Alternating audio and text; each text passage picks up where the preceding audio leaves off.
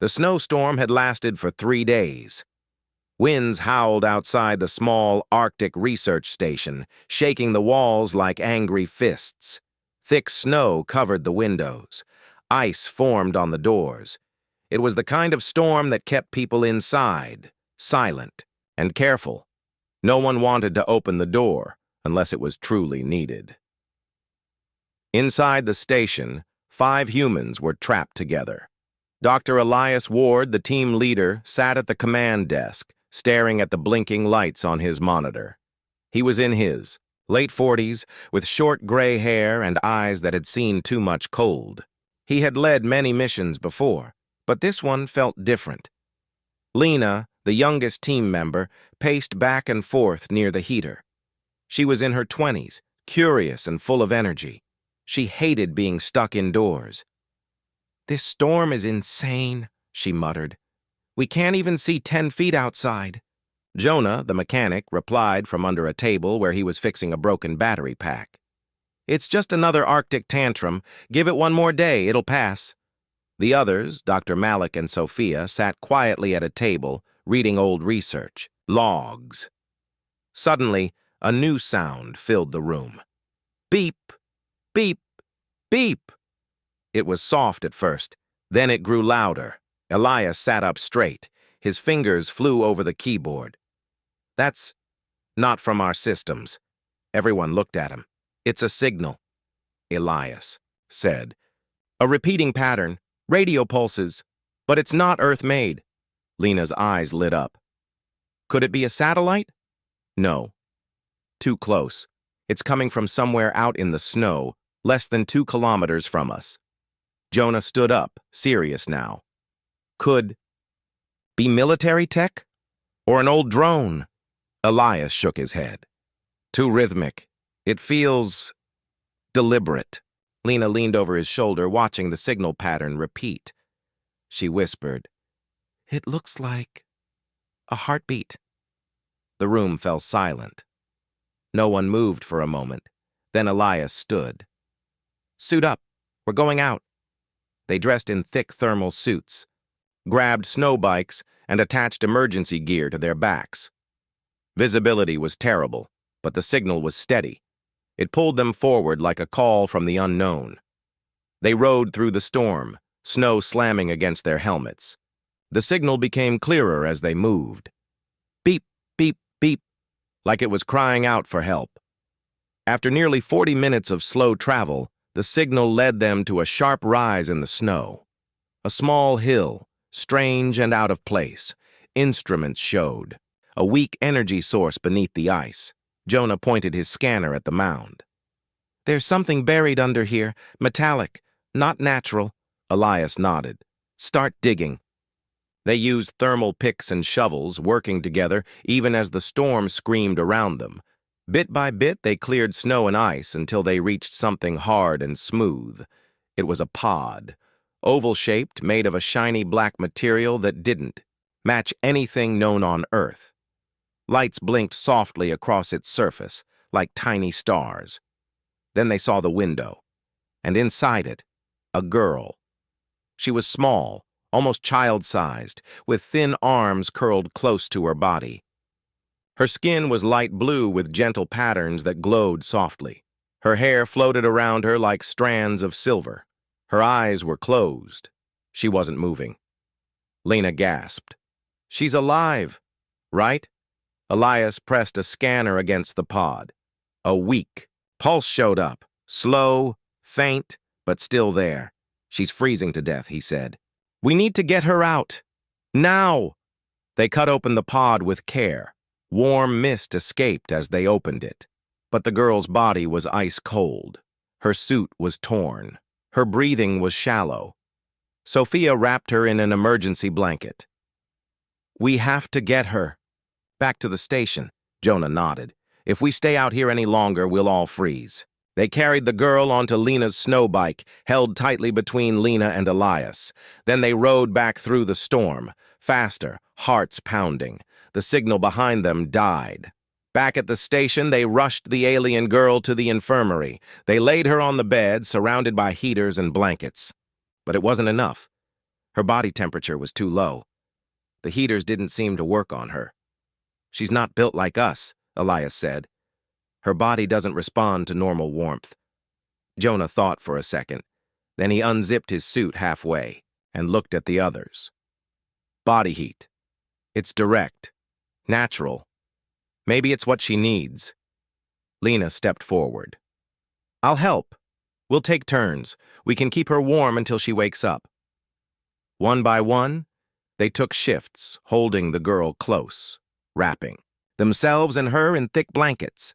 They spoke gently, trying to calm her, even though she was unconscious. Hours passed.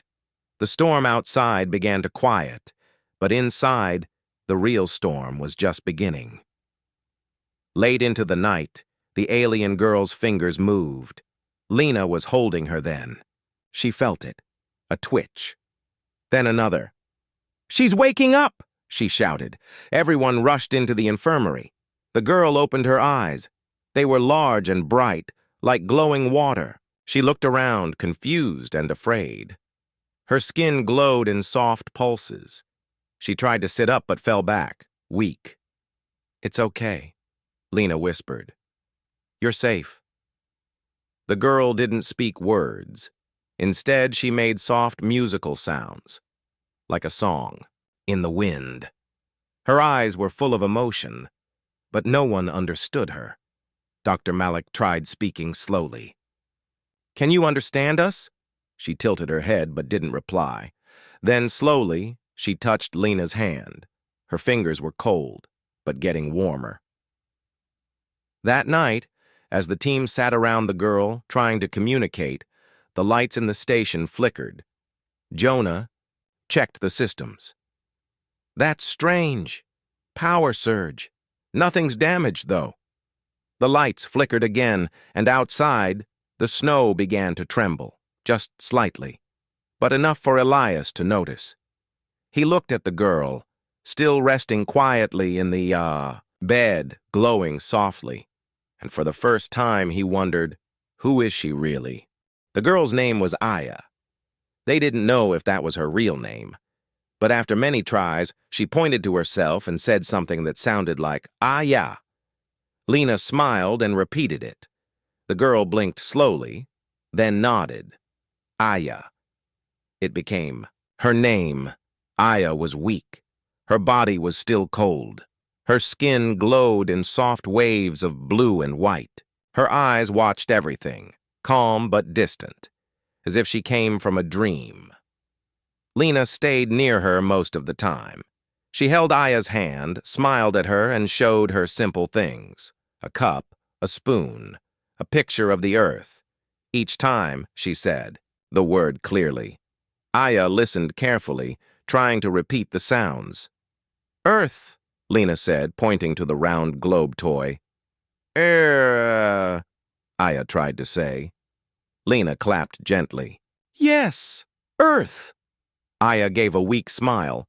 Her voice was soft, like wind in trees. Dr. Elias Ward kept a close eye on her, not just for medical reasons, but because of the strange things that had started happening. The station's systems flickered. More often now. Lights dimmed and glowed. Screens glitched. Sometimes the temperature control jumped from hot to cold for no reason. Jonah checked the generators again and again. "All systems are fine," he told Elias. "It's not our machines. Something else is affecting them." Elias looked at Aya through the window of the infirmary. She was asleep again, glowing faintly. "You think it's her?" Jonah shrugged. "I don't know, but the more she wakes up, the more things go weird." One evening, Aya tried to stand. She fell after 2 steps. Lena caught her before she hit the floor. "Easy. It's okay." Aya looked up. "Cold," she whispered. "Still cold." Lena helped her back into bed. "We'll keep you warm." But the heaters weren't working right. Aya's skin didn't seem to react to warm air. It stayed cool, almost icy. So the team went back to using body heat. They took turns again. Lena, Jonah, Sophia, Malik, even Elias. They wrapped her in blankets and shared their warmth. Aya didn't say much, But each time she was held close, her skin glowed stronger, her breathing grew smoother, her small hands curled around the human's arms as if clinging to life. Later that night, Aya asked her first question. "Why?" she said. Lena was sitting beside her, feeding her warm soup with a spoon. "Why what?" Aya pointed at herself, then at Lena. "Why, warm me?" Lena paused. She smiled. "Because you needed help." Aya tilted her head. "You help enemy?" Lena blinked. "You're not our enemy." Aya looked confused. "You do not know me?" "That doesn't matter. You were hurt. You were freezing. So we helped." Aya looked down at her bowl. "That is not normal." Lena's smile faded a little. "Maybe not for your people, but it is for mine." The next morning, Aya drew on the wall. She used a soft marker Lena gave her. The drawing was strange. Circles, stars, and a long curved line connecting them. Elias noticed. "What is that?" he asked. Aya looked at him. "My sky. My world. My road." Elias nodded slowly. "A star map?" Aya didn't know the word, but she pointed at one circle. "Me. Home." Then she pointed to another. "Bad place." Sophia stepped closer. "You ran from someone?" Aya's face changed. She looked scared.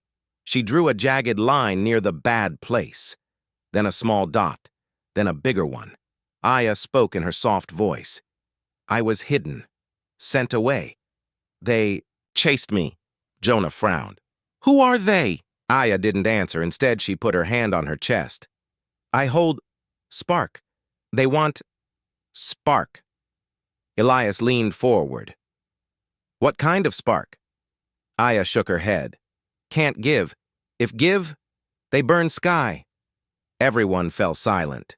That night, the snow outside began to tremble again. Not a storm this time.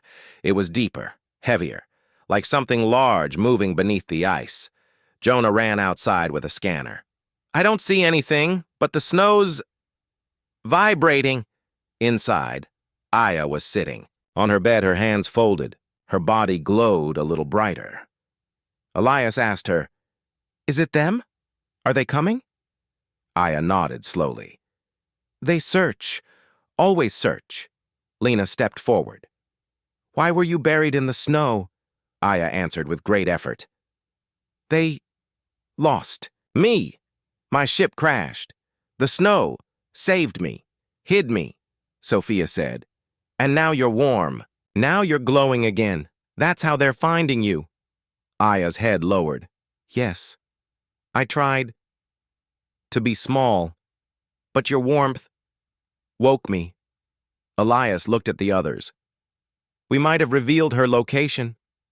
Aya's eyes filled with fear.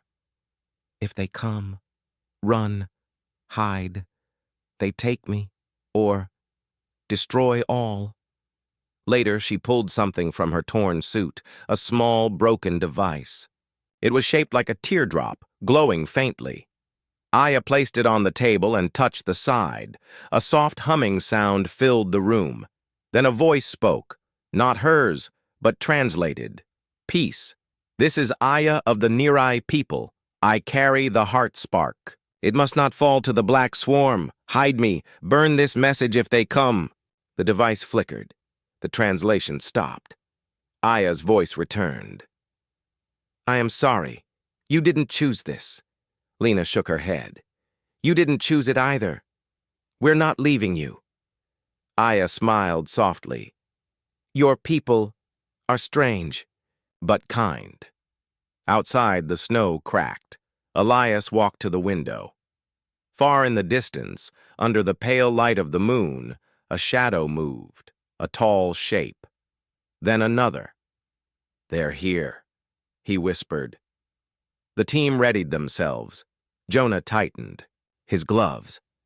"We help her, or we lose her." Aya stood slowly, weak but calm. "Then we fight, together." The sky above the Arctic was still dark, though it was morning. The sun refused to rise through the thick clouds and cold winds. Snow blew across the ice like smoke. But inside the station, the team had no time to worry about the weather anymore. They had a new problem. Something or someone was coming. Aya sat near the heater, wrapped in 3 thick blankets. Her skin glowed faintly. Her eyes were wide. She kept looking at the door, her body tense. She could feel them drawing closer.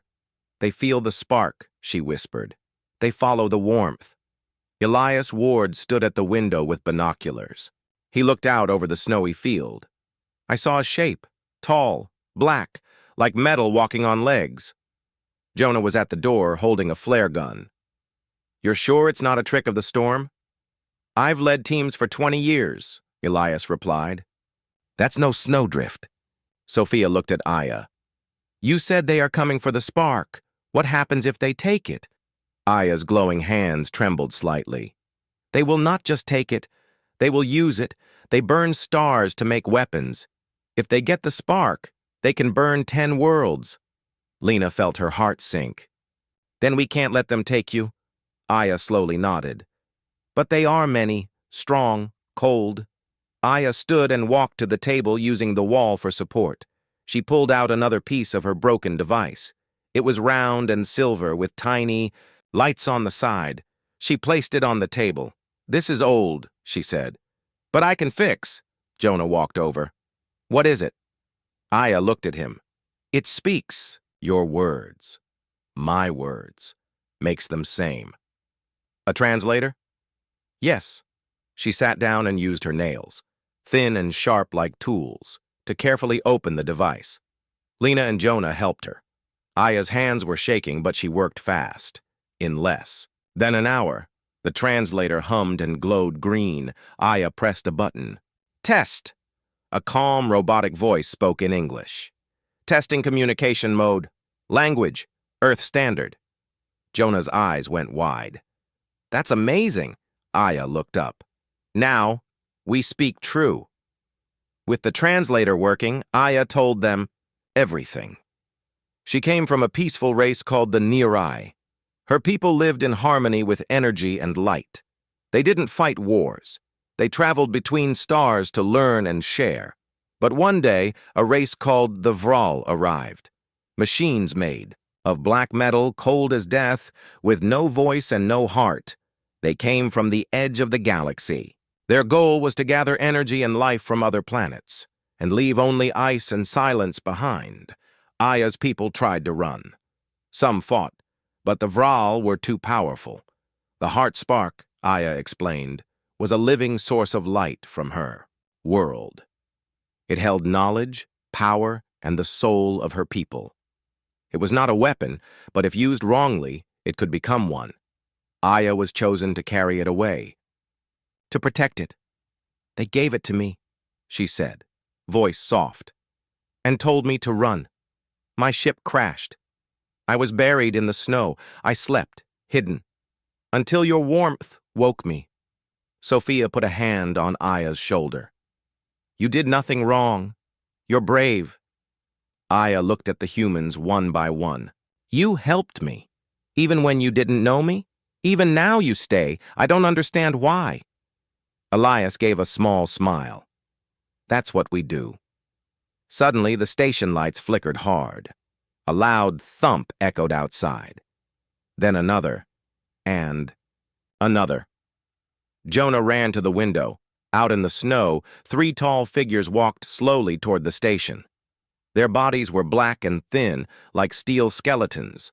Their eyes glowed red. They made no sound, no wind, no breath, just silence. "They're here," Jonah said.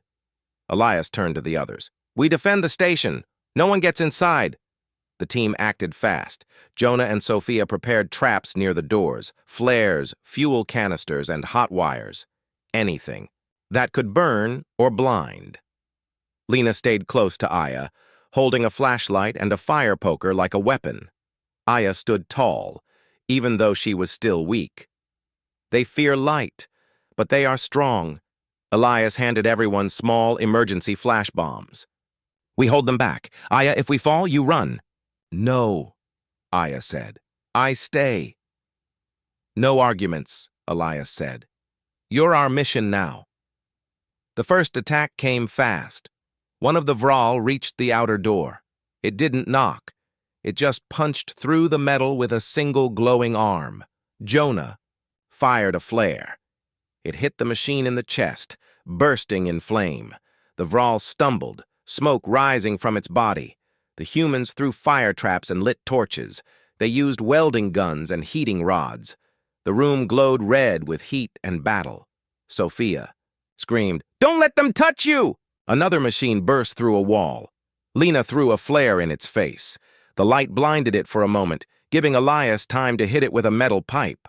Aya raised her hand, and her body glowed bright. The Vral turned toward her. They sensed the spark. They moved faster now. One machine reached Lena. She slipped on the icy floor. Its hand reached for her throat. Aya ran forward and touched the machine's chest. Light exploded from her fingers. The Vral stopped moving, then it fell, smoking, to the floor. Aya collapsed next to Lena, breathing hard. Too much. Lena held her. "It's okay. You saved me." The last Vral charged in, but Elias lured it toward the generator room. He shouted and banged on the walls. As the machine entered, Jonah set off the trap. A fuel tank exploded in flame.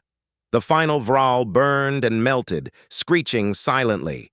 When the smoke cleared, the station was damaged, but standing, Aya lay on a cot, pale and shaking. Lena sat beside her, holding her hand. "You used too much of your spark," Lena said softly. Aya nodded. "I gave to protect."